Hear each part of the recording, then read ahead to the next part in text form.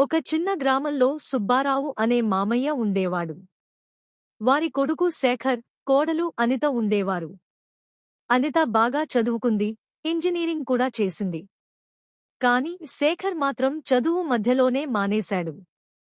చిన్న వ్యాపారం చేస్తూ జీవించేవాడు. ఇంట్లో అత్తయ్యకి ఇది అస్సలు నచ్చేది కాదు. చదువుకున్న కోడలు అంటే అధికారం ఎక్కువ, ఇంటిమీదే కూర్చుంటుంది అని రోజూ మాటలు వేసేది. పక్కింటి వాళ్లు కూడా మంట వేసేవారు. శేఖర్ కంటే కోడలే తెలివిగా ఉంది, ఇక ఇల్లు కోడలిదే అని నవ్వేవారు.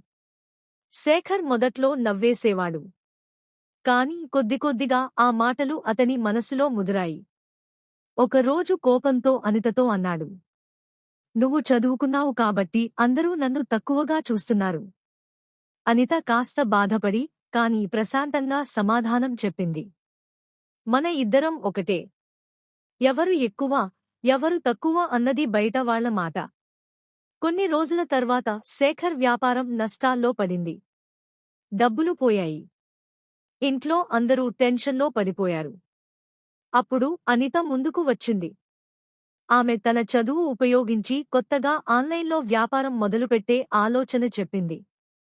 మొదట శేఖర్కు సందేహం, అత్తయ్యకు అసహనం. కాని మామయ్య అన్నాడు, "ఒకసారి ప్రయత్నిద్దాం. అమ్మాయి చెప్పేది వినాలి." అనిత ప్లాన్ ప్రకారం చిన్నగా మొదలుపెట్టారు. సోషల్ మీడియా ద్వారా అమ్మకాలు మొదలయ్యాయి. కొద్దికాలంలోనే వ్యాపారం మళ్లీ లాభాల్లోకి వచ్చింది. ఇప్పుడు గ్రామంలో మాటలు మారిపోయాయి.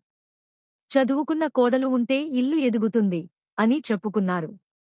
అత్తమ్మ కూడా తన మాటలపై పశ్చాత్తాపం పడింది. "నిన్ను తప్పుగా అర్థం చేసుకున్నాను అమ్మా" అని అనిత చేతులు పట్టుకుంది. శేఖర్ గర్వంగా అన్నాడు, "నువ్వు నా భార్య మాత్రమే కాదు, నా బలం." అనిత చిరునవ్వుతో చెప్పింది, "మన ఇద్దరం కలిసి ఉన్నప్పుడు ఏ సమస్య అయినా చిన్నదే." అప్పటినుంచి ఆ ఇంట్లో భేదాలు లేకుండా ఒకరికొకరు తోడుగా నిలబడే జీవితం మొదలైంది.